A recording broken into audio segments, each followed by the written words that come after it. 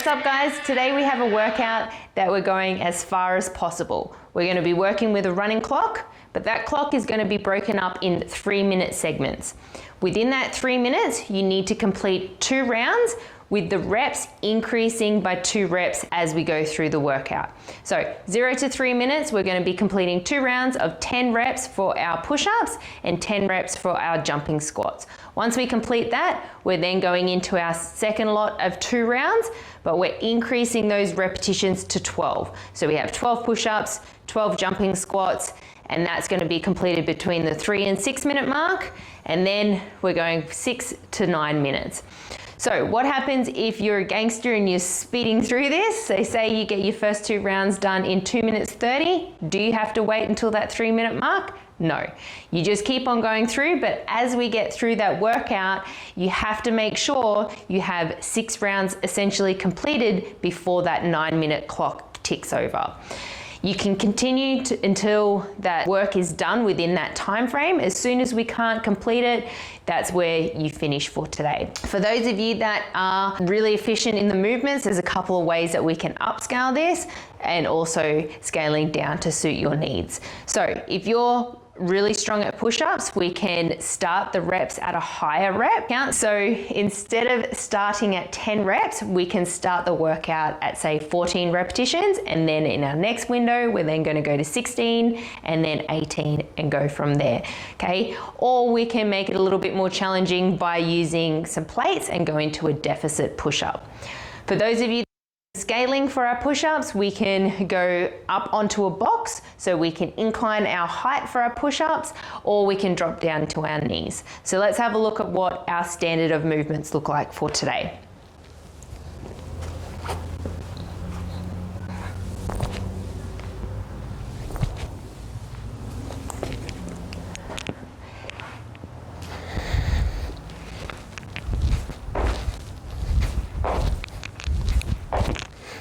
If you have problems with your knees with the jumping squats, what we can do is go into an air squat, or we can change it up and go into a backward lunge and then kick that knee up nice and high. Okay, backward lunge, nice and high, and then we'll opposite side.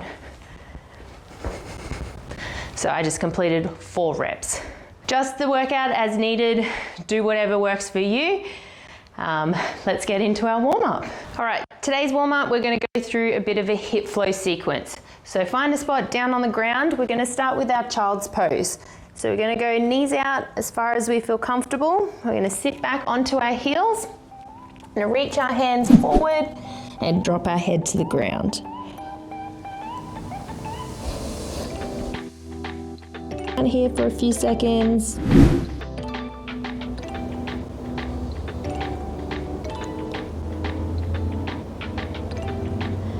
Good, now we're going to move up into our frog pose, so knees are going to be nice and wide still, but we're basically pushing our hips forward, trying to open up there. Again, holding here for a few seconds. All right, coming up into our plank position, sending our hips back into our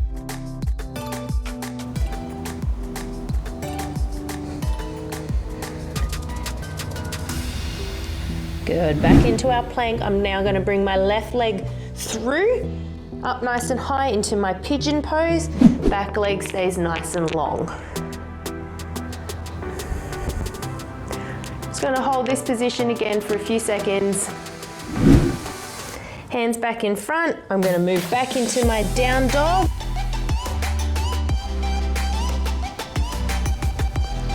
And then right leg is coming through into my pigeon.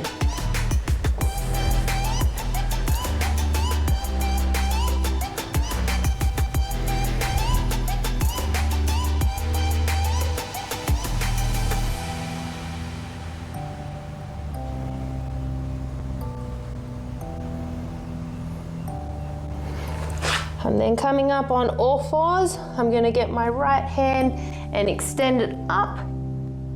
Then I'm going to bring my elbow through to the opposite side. Back onto all fours, left hand up. elbow come through, opposite side.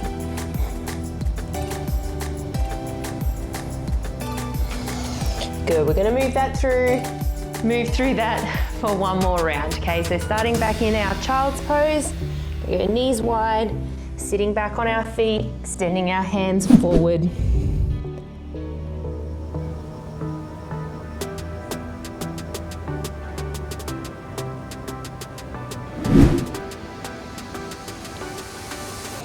Coming forward into our frog pose.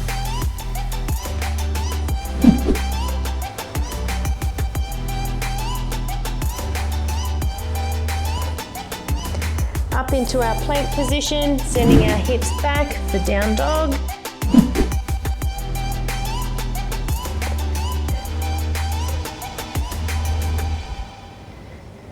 Bringing my left leg through.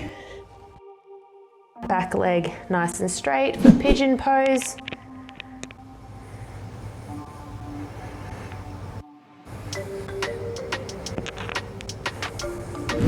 Back up into my plank and down dog. Right leg comes through.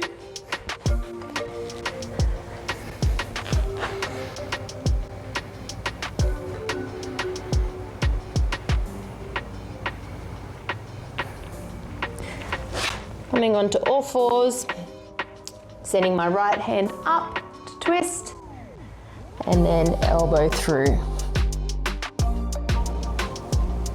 Opposite side, and elbow through. Good, if need be, you can repeat that a couple more times. Otherwise, let's get ready for our squats.